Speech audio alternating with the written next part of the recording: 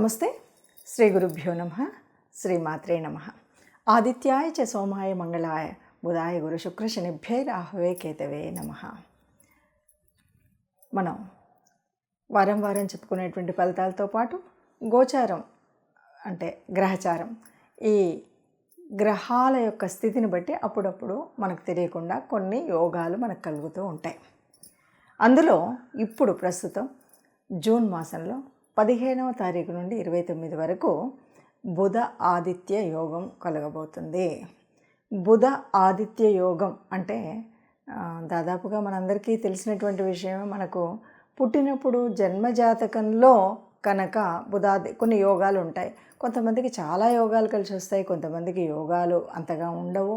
ఇలా మనకి బుధాదిత్య యోగం అనేటువంటిది జన్మ కుండలిలో ఎవరికైనా ఉన్నట్టయితే ఈ సమయంలో వారికి ఇక పట్టిందల్లా బంగారంలాగా చాలా బాగా ప్లస్ అవుతుంది.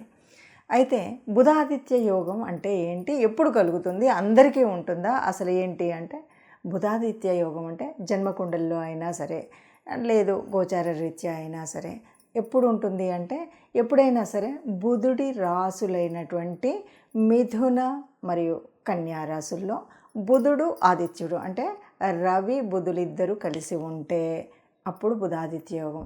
అలాగే రవి రాసులైనటువంటి సింహం, అలాగే రవి ఉచ్చలో ఉన్నటువంటి మేషరాశి, వీటిలలో గనక బుధుడు రవి ఇద్దరు కలిసి ఉంటే దాన్ని బుధాదిత్య యోగం అంటారు.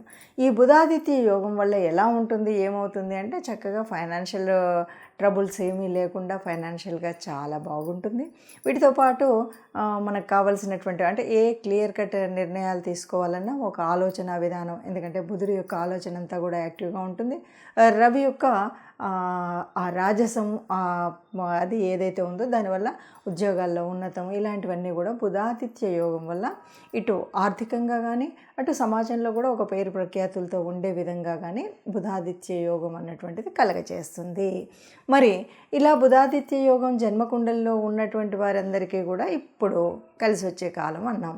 మరి అలా లేదు, యోగం లేదు, బుధాదిత్య యోగం మన జన్మకుండల్లో లేదు. మరి ఇప్పుడు ఎట్లా అంటే కొన్నిసార్లు ఎలా ఉంటుంది అంటే మనకి ఇలా గోచార రీత్యా ఉన్నప్పుడు మన జన్మకుండలిలో బుధాదిత్య యోగం లేదు కాబట్టి ఇలా మనకు గోచార రీత్యా వచ్చేటువంటి వాటిని మనం కొంత ఆ ఫలితాన్ని పొందడానికి మన యొక్క రాశి ఏ రాశిలో పుట్టినా సరే కొంత ఆ యోగాన్ని యాక్టివేట్ చేసుకోవడానికి కొన్ని పద్ధతులు ఉంటాయి.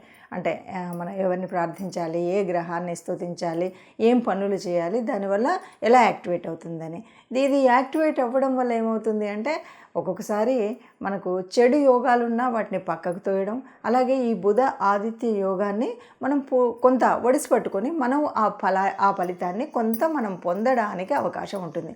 ఎలాగూ జన్మకుండల్లో లేదు కాబట్టి ఉన్నటువంటి ఈ అవకాశాన్ని సద్వినియోగం చేసుకోవడం కోసం మనం కొన్ని పనులు చేస్తే కనుక ఈ బుధాదిత్య యోగం అనేటువంటిది మనకు కలుస్తుంది. ఎందుకంటే జనరల్గా మనకి ఎప్పుడు ఎలా ఉంటుందంటే బుధాదిత్య యోగం లేకపోతే ఈ గురుబలం ఇలాంటివి మనం చెప్తుంటాం. ఇలా ఉన్నటువంటి వాళ్ళకి ఏది పట్టినా మాది బంగారంలా మారుతుందని, ఏ పని చేసినా దాంట్లో విజయం సాధిస్తారు అనేటువంటిది మనకు తెలిసినటువంటి సంగతి. కాబట్టి ఇప్పుడు గోచార రీత్యా జూన్ 15 నుండి 2024 జూన్ 15 నుండి 29 వరకు ఈ బుధాదిత్య యోగం ఉంది. అంటే కేవలం 15 రోజుల్లో వచ్చేదానికోసం ఇంతనా అని అనకండి. దీని ఫలితం అంటే ఇప్పుడు మనం ఇప్పుడు వేసేటువంటి బీజం పెరిగి పెద్దదవడం, ఓ మంచి పని మొదలు పెడుతున్నాం, ఓ మంచి కార్యం మొదలు పెడుతున్నాం, ఓ మంచి వ్యాపారం మొదలు పెడుతున్నాం, మంచి వృత్తిలో మనం సాగబోతున్నాం, ఇదంతా కూడా దీని ఫలితం ముందుంటుంది. అయితే ఇప్పుడు వచ్చేటువంటి కొంత మనం ఏమంటాము తాత్కాలికమైనటువంటి ప్రయోజనాలైనా కనీసం 5 నెలల వరకు సుభిక్షంగా ఉండగలుగుతారనమాట. అందుకోసం మనం ఈ బుధాదిత్య యోగం మనకు లేకపోయినప్పటికీ కూడా గోచార రీత్యా వస్తున్నటువంటి వాటిని మనం ఎలా వడిసిపట్టుకోవాలి అన్నది మనం చివరిలో దాని యొక్క ఏ గ్రహాన్ని పూజించాలి, ఎవరిని పూజించాలి అన్నది తెలుసుకుందాం. అంటే ఒక పరిహారంగా ఆ విషయాన్ని కూడా చేసినట్టయితే బాగుంటుంది. మేషరాశి వారికి అంటే మనం ఒక్కొక్క రాశి గురించి కనుక తెలుసుకున్నట్టయితే ఈ బుధాదిత్య యోగం వల్ల మేషరాశి వారికి ఎలా ఉంటుంది అని చూస్తే మేషరాశి వారికి ఒక రకంగా చెప్పాలంటే ఇప్పటివరకు ఏదైనా కమ్యూనికేషన్ ఫీల్డ్లో ఉన్నటువంటి వారికి అంతా యోగం లేదు అనుకున్నటువంటి వారికి చక్కగా కమ్యూనికేషన్ ఫీల్డ్లో అంటే న్యూస్ రీడర్స్ కావచ్చు, ఎవరికైనా ఏదైనా కమ్యూనికేట్ చేసే వాళ్ళు ఉంటారు కదా, వాళ్ళకి చక్కటి అవకాశం. అంతేకాదు పర్సనల్గా కూడా మనం ఏదైనా కమ్యూనికేట్ చేసేటప్పుడు మనం చెప్పినటువంటిది ప్రతి వాళ్ళు కూడా పాజిటివ్గా తీసుకునేటువంటి అవకాశం. అంటే దీని మూలంగా మనకు చాలా పాజిటివ్ ఉంటుంది. అంతేకాదు సంతానానికి చాలా అంటే మేషరాశి వారి యొక్క సంతానానికి చాలా ఉన్నతి కనిపిస్తుంది. అంటే చాలా ఈ యోగాన్ని మనం అనుకున్నట్టుగా మనం ఆ గ్రహ ఆరాధన అలా చేసుకున్నట్టయితే చక్కటి లాభం ఉంటుంది. సంతానానికి చక్కటి అభివృద్ధి, అన్ని రంగాల్లో కూడా చక్కటి అభివృద్ధి కల్పిస్తుంది. అట్లాగే మీరు ఇన్వెస్ట్మెంట్ చేసేటువంటి ఏ ఇన్వెస్ట్మెంట్కైనా చక్కటి ఫలితం వచ్చేటువంటి సమయం ఈ సమయం అని చెప్పొచ్చు. అలాగే అంటే ఏదైనా ఇంతకుముందు ఇన్వెస్ట్మెంట్ చేసేటప్పుడు ఏది చేయాలి, ఎలా చేయాలి, ఎట్లా చేయాలి అనేటువంటిది కొంత అటు ఇటుగా ఉండేదేమో.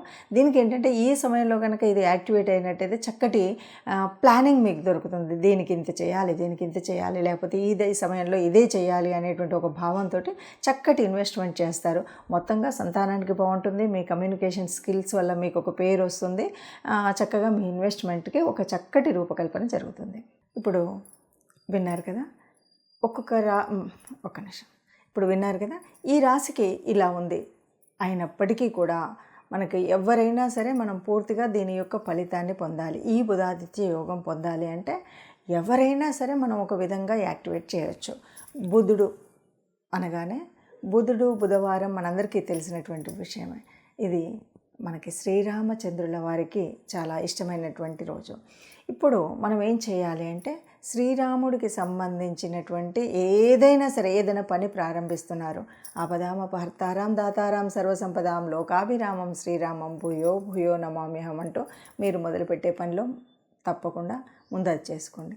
అలా నాకు పెద్దగా శ్లోకం రాదు అంటే జస్ట్ ప్రతిసారి కూడా మనం ఒకరికి నమస్కరించినా, ఒకరితో మాట్లాడినా అంతెందుకు ఇవాళ రేపు ఫోన్ ఉంది, హలో అనే బదులు జై శ్రీరామ్ అనండి. ఎవరినో పలకరించినప్పుడు, ఎవరినో కలిసినప్పుడు, ఎవరితో మాట్లాడినప్పుడు అలా రామనామము ప్రతినిత్యం కనుక ఉన్నట్టయితే ఈ రాశి అని కాకుండా ఏ రాశి అయినా కూడా ఇప్పుడున్నటువంటి అంటే గోచార రీత్యా ప్రకృతిలో కదులుతున్నటువంటి ఈ నవగ్రహాల యొక్క శక్తి ఏదైతే బుధుడు ఆదిత్యుడు కలిసి ఉన్నటువంటి ఈ శక్తిలో మనకి కొంత ఫలితం పొందేటువంటి అవకాశం ఉంటుంది.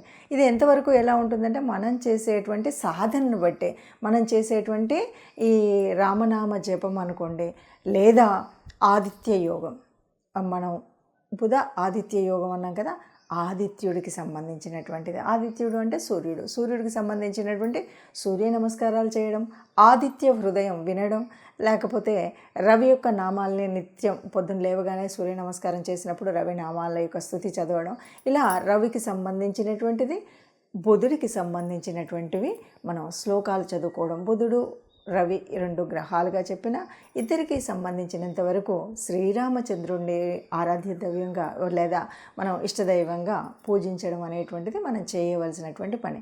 ఇలా చేసినప్పుడు ఏమవుతుంది అంటే మనకు ఏదో నిద్రాణంలో ఉన్నటువంటి ఆ శక్తి ఏదైతే ప్రకృతిలో ఉందో అది మనకు కొంత లభించేటువంటి స్థితి వస్తుంది, అది మనం పొందే స్థితి వస్తుంది. కాబట్టి ఎవరికైతే జన్మకుండల్లో బుధాదిత్య యోగం ఉందో వారికి చాలా ఎక్కువ 100% రిజల్ట్ రావచ్చు. కానీ అసలు యోగాలే లేనటువంటి వారికి ఇలా గనక మనం దేవతాస్తుతి చేయడం, గ్రహాలని ఆరాధించడం అని కనుక చేసినట్టయితే తప్పకుండా వారికి ఈ యోగాన్ని కొంత మనం చేసే శక్తిని బట్టి, మనం జపించే నామాన్ని బట్టి మనకు ఒక 50, 60, 70 మన యొక్క దాన్ని బట్టి ఆ ఫలితాన్ని మనం పొందేటువంటి అవకాశం ఉంటుంది. కాబట్టి అందరూ కూడా ఈ అవకాశాన్ని సద్వినియోగం చేసుకుని ఉన్న దాంట్లో అంటే మనం ఇప్పుడు ఒక ప్రకృతి మనకి తిరుగుతున్నటువంటి గ్రహాల మూలంగా మనకు ఒక అవకాశం వచ్చింది. ఈ అవకాశాన్ని ఒడిసిపెట్టి అందరం సుఖంగా ఉండాలి అన్నదే ఆలోచన. కాబట్టి అందరూ సుఖంగా ఉండాలి, అందులో ఉండాలి. సర్వే జనా సుఖినో భవంతు.